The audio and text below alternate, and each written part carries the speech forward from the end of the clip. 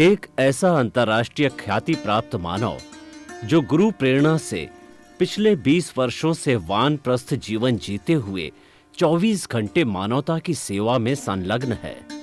एक ऐसा मानव जो अभी राष्ट्रीय, अंतर्राष्ट्रीय टीवी चैनलों पर 7,500 एपिसोड के माध्यम से सनातन सत्य, आत्मविज्ञान एवं पुनरुत्थान, व्यवहार एवं निश्चय जगत के जीवनोपयोगी विषयों पर हृदय स्पर्शी प्रवचन कर चुका है। उस मानव का नाम है महात्मा उपासक प्रोफेसर डॉक्टर सोहन राज तातेड़। प्रोफेसर तातेड़ द्वारा योग, दर्शन, शिक्षा विषयों पर रचित पीएचडी स्तर के 250 शोध ग्रंथ भारत के 100 प्रतिष्ठित विश्वविद्यालयों में शोधार्थी पढ़ रहे हैं तथा वे सभी शोध ग्रंथ वहां की सेंट्रल लाइब्रेरियों में उपलब्ध हैं। महात्मा सोहन राज ने अभी तक हजारों स्कूलों, कॉलेजों, विश्वविद्यालयों एवं संस्थाओं में सेमिनार, वर्कशॉप, कैंप लगाकर लाखों विद्यार्थियों को योग, दर्शन, शिक्षा का प्रशिक्षण देकर उन्हें सुसंस्कारित किया। डॉक्टर तातेड़ ने भारतीय संस्कृति उत्थान के 4,000 से अधिक समसामयिक विषयों पर आर्टिकल लिखकर ऑनलाइन जर्नल, पत्रिकाओं, वेबसाइट्स पर प्रकाशित किया, जिसका उपयोग लाखों पाठक कर रहे हैं। उपासक तातेड़ के 5,000 से अधिक आज का सुविचार, आज का शुभ संदेश, आज का मंगल भावना योग आदि चिंतन websites, Twitter, blogger, Facebook, YouTube माध्यमों से लाखों लोग अपना जीवन निर्माण कर रहे हैं। मानवता के मसीहा ऐसे महामानव महात्मा सोहन राज तातेड़ के प्रोफाइल को अभी तक विश्व के 20 लाख दर्शक यूट्यूब पर, 12 लाख गूगल पर एवं लाखों दर्शक फेसबुक, ब्लॉगर, ट्विटर और इंस्टाग्राम पर देख चुके हैं।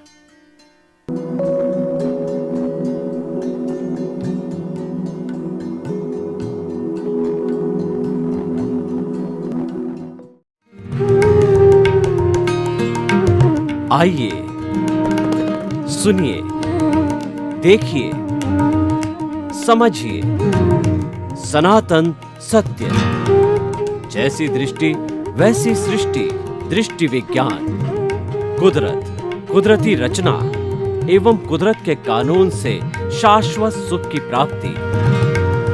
जोधपुर के परम पूज्य महात्मा उपासक प्रोफेसर डॉक्टर सोहन राज तातेड़ के निर्देशन में सनातन सत्य।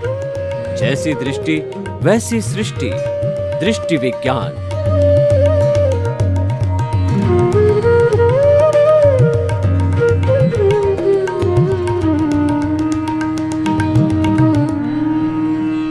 आध्यात्मिक कार्यक्रम साइंस ऑफ द सोल, आत्मविज्ञान में आपका हार्दिक स्वागत है, अभिनंदन है, सत्कार है। आत्मविज्ञान कार्यक्रम आपके सामने इसीलिए रखा गया है, जीवन की सच्चाई आपके सामने आए, जीवन के गूढ़ रहस्य आपके सामने आए, आपका जीवन डिजाइन हो कि मुझे इस पूरे जीवन के अंदर क्या क्या कार्य करने हैं, किस रूप के अंदर करने हैं, ताकि मैं प्रसन्न रहूं, आनंदमय रहूं, मेरा परिवार अच्छा रहे और 24 आवर्स मुझे आनंद ही आनंद रहे, हर कार्य में रस आए। तो इसीलिए हमने इस पूरे कार्यक्रम को सही दृष्टि, सही सोच, राइट विजन, राइट थिंकिंग के रूप में डिजाइन किया है और उसके तहत प्रतिदिन नए नए हम विचार रखते हैं, नए नए विषय रखते हैं। तो आज का हमारा विषय है कि भाव सुधारो, भाव सुधरेगा। बहुत ही सुंदर विषय है भाइयों। भाव का अर्थ होता है हमारे भीतर क्या चल रहा है। भाव भीतर रहते हैं और विचार भीतर रहते हैं और बाहर जो आता है उसकी निष्पत्ति आती है। कैसे? हम चिंतन करते हैं घर से। मैंने चिंतन किया कि मुझे स्टूडियो जाना है, तो घर से चिंतन किया मैंने 4 बजे, इस 4 बज गए हैं, समय हो गया है, स्टूडियो जाना। ये चिंतन भीतर था उस बाहर की निष्पत्ति क्या थी? मैंने स्कूटर निकाला, स्कूटर चला करके निश्चित समय पर स्टूडियो आया और स्टूडियो के सभी सहपाठियों के साथ सभी मित्रों से सहयोग मिला और मैं वो ज्ञान आपको बांट रहा हूं। अगर मित्र सहयोग नहीं करते, चैनल 24 के सारे मित्रगण, तो ज्ञान आपके सामने कैसे आता? ये प्लानिंग भीतर होती है, निष्पत्ति बाहर आती है, ये समझने की बात होती है। तो हम भाव की बात कहते हैं। देखिए, भाव को समझने के लिए हमें गंगोत्री में जाना पड़ेगा। जो गंगा है भगवान शिव जी की जटा से निकली है और वो हरिद्वार से निकल करके भगीरथ ऋषि ने प्रार्थना की शिव जी से, इस गंगा को, इस अमृत को इस धरती पर बहाइए और पापियों का जो उद्धार कीजिए। शिव भगवान प्रसन्न हुए उनकी जो भक्ति से और गंगा जटा में से निकल करके शिव जी की और हरिद्वार के माध्यम से ये बहती बहती पूरे हिंदुस्तान के अंदर बहती है। तो मैं उस गंगोत्री में ले जाना चाहता हूं। उस गंगोत्री में क्या है? उस गंगोत्री में एक तो हमारा प्रभु है, जैसा मैंने प्रारंभ में कहा, और एंड तक एक ही बात कहूंगा, जिस ईश्वर की मैं बात करता हूं वो भीतर बैठा वो ईश्वर है। इस बात को आप अच्छी तरह से जान लें कि मेरा हर एपिसोड उस ईश्वर के इर्द गिर्द घूमेगा। कैसे घूमेगा मैं बताना चाहता हूं कि एक बार शिव और पार्वती ने ये घोषणा की कि मेरे दो पुत्र हैं, एक तो गणेश जी है और एक कार्तिक है। तो ये कार्तिकेय और दोनों मेरे पुत्र है। इन पुत्रों के अंदर सब दोनों में से कंपटीशन कराया कि दोनों में से ज्यादा जो है कौन शक्तिशाली है, पुण्यशाली है। उनकी परीक्षा करवाई। तो परीक्षा करवा करके उन्होंने कहा कि आप दोनों जाइए और पूरे ब्रह्मांड की परिक्रमा करके आइए। पूरे ब्रह्मांड की परिक्रमा करके जो पहले माता पिता शिव पार्वती के चरणों में नतमस्तक होगा वो प्रथम होगा, वो विजेता होगा, उसको हम आशीर्वाद देंगे। अब देखिए, जो शिवजी, जो अपने गणेश जी हैं, वो गणेश जी तो भारी शरीर में और मूषक उनका वाहन। अब मूषक वाहन पे गणेश जी चढ़ के जावें तो कितना लंबा घूम के आएंगे और कब पूरा सृष्टि का जो है वो भ्रमण करके आएंगे। और कार्तिकेय स्वयं हल्के थे और गरुड़ जो है उनका था, जो कि अपनी फ्लाइट की रफ्तार से भागने वाला था। तुरंत आदेश मिलते ही दोनों गए और कार्तिकेय तो तेज रफ्तार से भागा कि पहले मैं करके आऊंगा। और गणेश जी ने एक बड़ी सूझ निकाली। गणेश जी ने क्या किया कि उन्होंने अपने माता पिता जो है पार्वती और शिव के जो है 4-5 परिक्रमा की मूषक पर बैठ करके तो परिक्रमा करके उनके चरणों में हाजिर हो गए।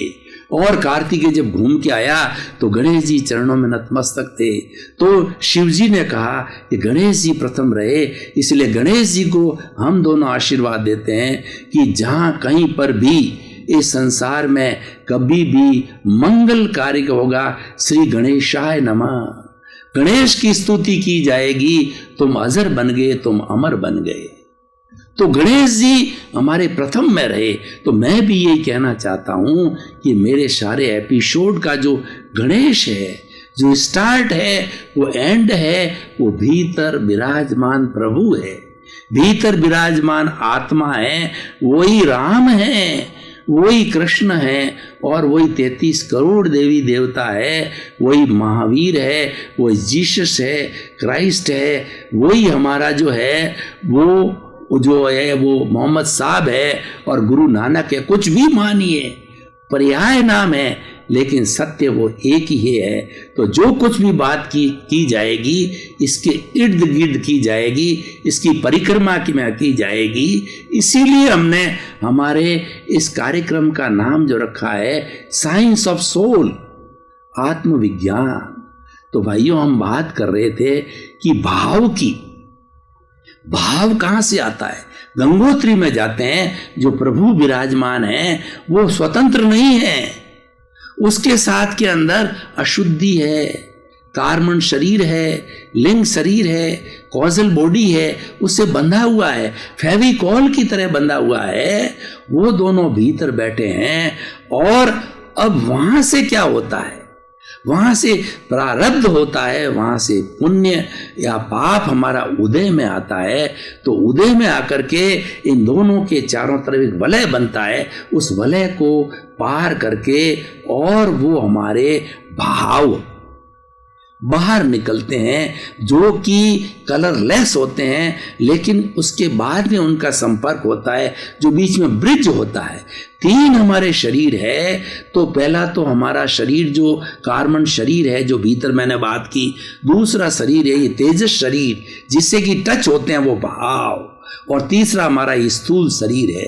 तेजस शरीर है दुनिया की सबसे बड़ी फैक्ट्री है।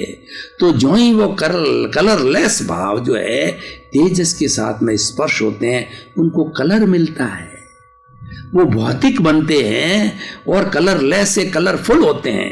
6 तरह के कलर होते हैं, कृष्ण, नील, कापोत, तेजो, पद्म और शुक्ल लेश्या। भाव 2 तरह के होते हैं, मंगल भाव और अमंगल भाव, शुभ भाव, अशुभ भाव, पुण्य के भाव, पाप के भाव। तो जैसे जैसे भाव होते हैं, अगर वो मंगल भाव होते हैं, पुण्य के भाव होते हैं, तो हमें तेजो, पद्म, शुक्ल लेश्या में कन्वर्ट होते हैं। तेजो लेश्या होती है उगते हुए सूर्य का जो होता है, रश्मियां होती है जो कि हमारा गुलाबी रंग का कलर होता है, अरुणिमा अरुण कलर का होता है, ब्राइट अरुण कलर तेजोलेशिया। तेजोलेशिया क्या करती है कि चित्त के अंदर शांति पैदा करती है। और दूसरा जो भाव होता है वो होता है पद्मलेशिया। पद्मलेशिया वो जो हल्दी की तरह कलर होता है, ब्राइट येलो कलर का होता है, वो कलर मिलता है। वो कलर क्या पैदा करता है? आनंद, प्रसन्नता। हम प्रसन्नता से सरोबार हो जाते हैं, आनंद से पुलकित हो जाते हैं। और तीसरी होती शुक्ल लेशिया, एकदम वाइट कलर की, ब्राइट वाइट कलर, वो होती है हमारी प्योरिटी। वाइट कलर पर हम ध्यान टिकाते हैं तो हमारे विचार प्योर हो जाते हैं, क्योंकि उसमें कोई गंदगी नहीं होती है। तो प्योरिटी की शुक्ल लेशिया होती है। प्योरिटी जब होती है तो हम परमात्मा पद प्राप्त करते हैं, हम ईश्वर बनते हैं। वो हमारी प्योरिटी का होता है। और उसके स्थान पर अशुभ भाव आते हैं। अशुभ भाव से कृष्ण कापोत और नील लेशिया बनती है। कृष्ण होता है वो गहरा काला होता है, नील होता है गहरा नीले रंग का होता है, और तीसरा जो है कापोत कबूतरी कलर का होता है। ये 3 तरह के जो है वो हमारे अशुभ भाव है। 3 तरह के होते हैं। जो कृष्ण लेशिया वाला वो हिंसा का भाव होता है। डाकू, चोर, लुटेरे, हिंसक, आतंकवादी कृष्ण लेशिया के होते हैं। और नील लेशिया वाले होते हैं वो कूट, कपट, पाप, धोखाधड़ी कराने वाले होते हैं। और तीसरा कबूतरी लेशिया के होते हैं, वो जो होते हैं दूसरों के प्रति नेगेटिव थिंकिंग वाले होते हैं, वो घृणा करने वाले होते हैं, मनुष्य से मनुष्य की घृणा करते हैं, किसी के बुरा चिंतन करने वाले हैं। तो ये भाव जो है हमारे, उन्होंने कलर प्राप्त किया हमारे जो है वो तेजस शरीर से, और वहां से उनके साथ के अंदर तेजस शरीर, ये सारा हमारे भीतर है। भाव भीतर है, विचार भीतर है। और भीतर में क्या होता है कि वहां पे हमारे जो ग्लैंड्स होती है, एंडोक्राइन ग्लैंड्स जिसको कि बोलते हैं हमारी मेडिकल साइंस की भाषा के अंदर, तो ये भाव जो है हमारे वाइब्रेशन रूप में थे। एंडोक्राइन ग्लैंड में जाते ही जो है वो भाव है द्रव्य में बदल जाते हैं, हार्मोन्स में बदल जाते हैं। एंडोक्राइन ग्लैंड्स जो है हमारी ब्लड के साथ में जुड़ी रहती है। और जैसे शुभ भाव अशुभ भाव गंगोत्री से आए थे, वो भाव पूरे शरीर के ब्लड के अंदर आ जाते हैं, हमारे चित्त में आ जाते हैं, हमारे मन में आ जाते हैं, और हम वैसा काम करने लग जाते हैं। उससे हमारे विचार बनते हैं। इसीलिए कहा गया है जैसा भाव होगा वैसा विचार होगा, जैसा विचार होगा वैसा आचार होगा, जैसा आचार होगा वैसा व्यवहार होगा, और जैसा व्यवहार होगा वैसा व्यक्तित्व होगा। व्यक्ति का निर्माण गंगोत्री ने किया। भीतर से आया है। वो बाहर से मैं बाद में बताऊंगा, बाहर से भी होता है, वो भीतर जाता है, भीतर से बाहर आता है, बाहर से भीतर आता है, ये साइकिल चलती रहती है।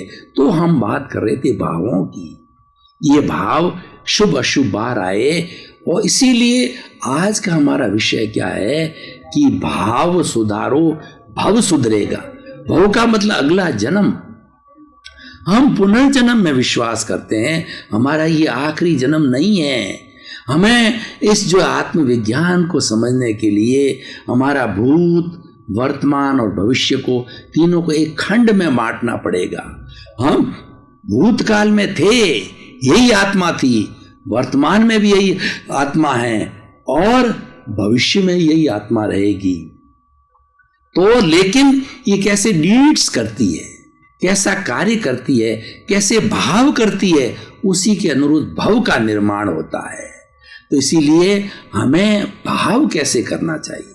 देखिए, मैंने भूतकाल की बात की, तो भूत में हम साथ लेकर के आए हैं।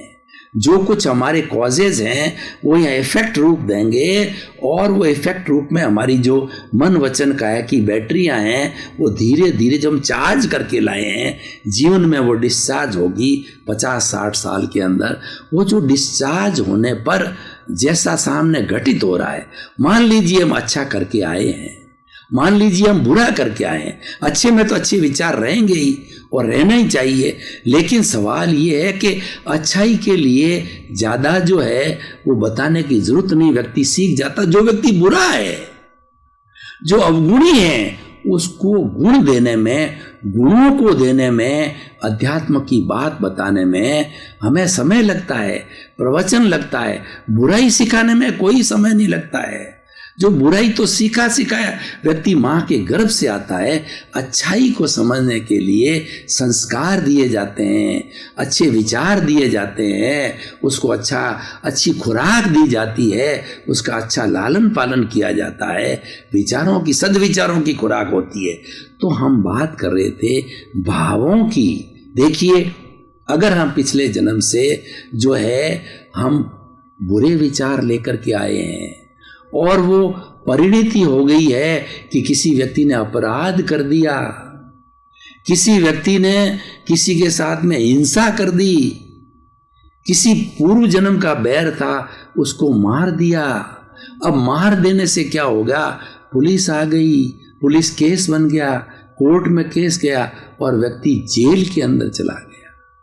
अब देखिए, नॉर्मल हमारी जो स्थिति है बहुत खराब स्थिति है। जेल के अंदर हमें घृणा होती है, जेल के अंदर हमारे सामने जो होता है हमें गुस्सा आता है, न्यायाधीश पे गुस्सा आता है, जेलर पे गुस्सा आता है, और जो हमारा सारा भाव जो है गंदा रहता है, नेगेटिव थॉट का होता है। कैदियों का तो यही रहेगा क्योंकि वो वातावरण ही वैसा है। लेकिन अगर हम भाव सुधारो भव सुधरेगा फॉर्मूले को जानने वाले हैं, हमने ज्ञान लिया हुआ है, हम आत्मज्ञान वाले हैं और हम कॉज लेके आए थे। कॉज लेके आने के कारण जो है हमारे हाथ से ये दुष्कृत हो गया, लेकिन हमने पश्चाताप चालू किया कि देखिए वो जो ही उसको सजा हो गई, जो ही उसने कर लिया, उसी क्षण से उसको प्रायश्चित होता है कि जिस आत्मा को उसने मारा है, जिस शरीर को मारा है, उसके प्रति पश्चाताप करता है कि मैंने बहुत बुरा कार्य कर लिया, मैं इसके अधीन नहीं था, मैं तो कर्म के अधीन था, ये व्यवस्थित शक्ति ने करवाया, क्योंकि मैं ये लेके आया था, मेरा पिछले इस व्यक्ति से जो अनबन चल रही थी उस कारण मेरा हाथ उठ गया, गोली उठ गई, चाकू उठ गया और मर गया।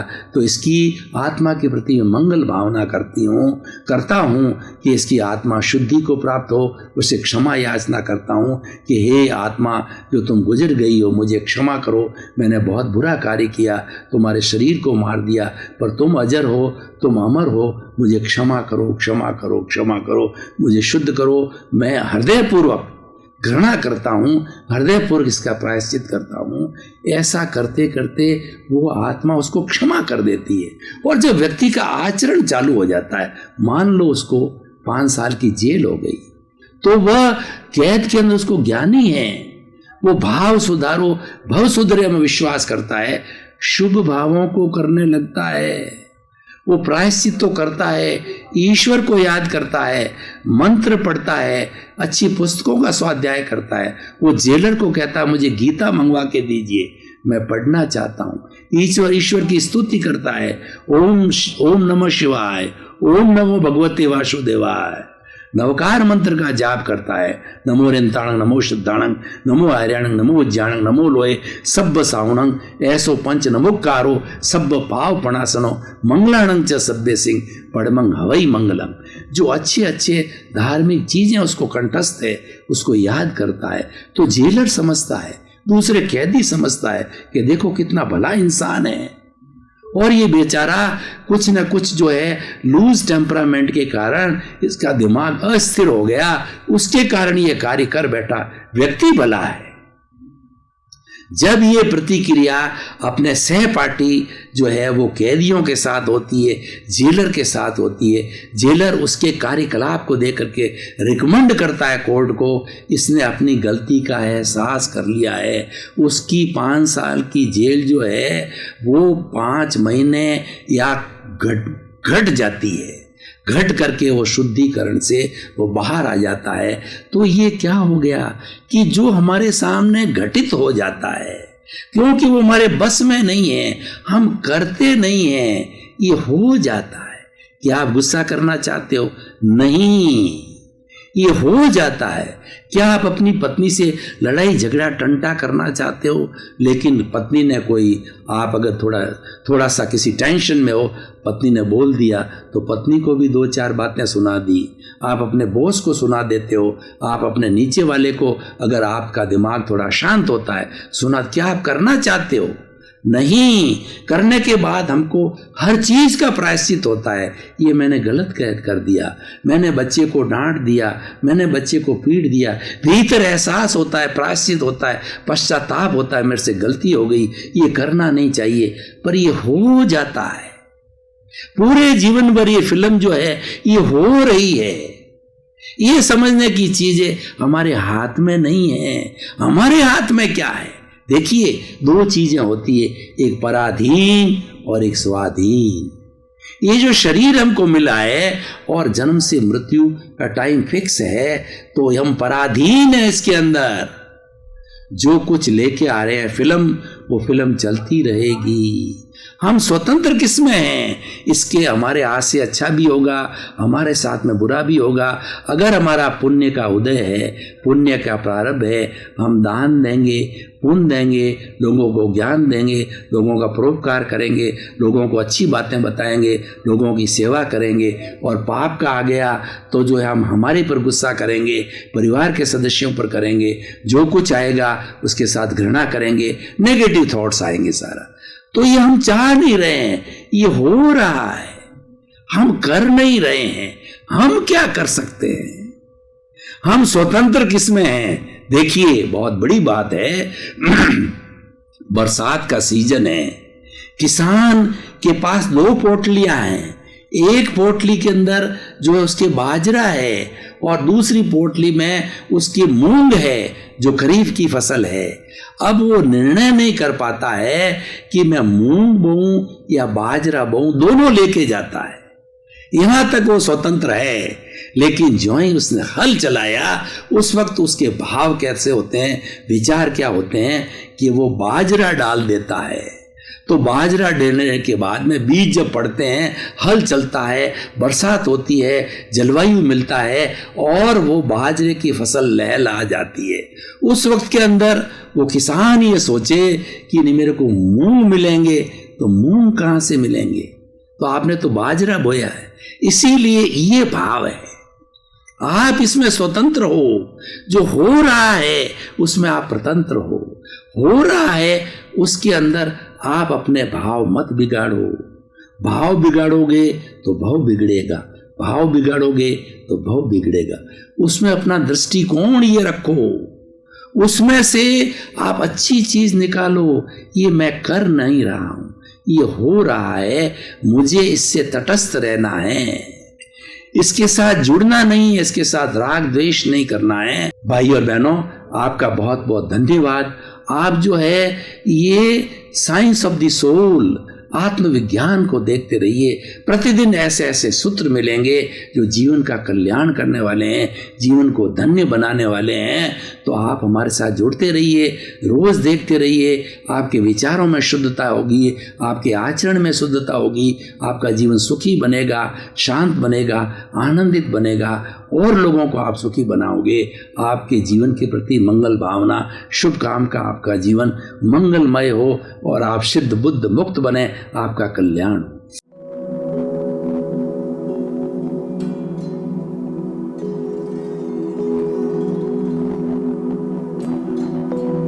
एक ऐसा अंतर्राष्ट्रीय ख्याति प्राप्त मानव जो गुरु प्रेरणा से पिछले 20 वर्षों से वानप्रस्थ जीवन जीते हुए 24 घंटे मानवता की सेवा में संलग्न है।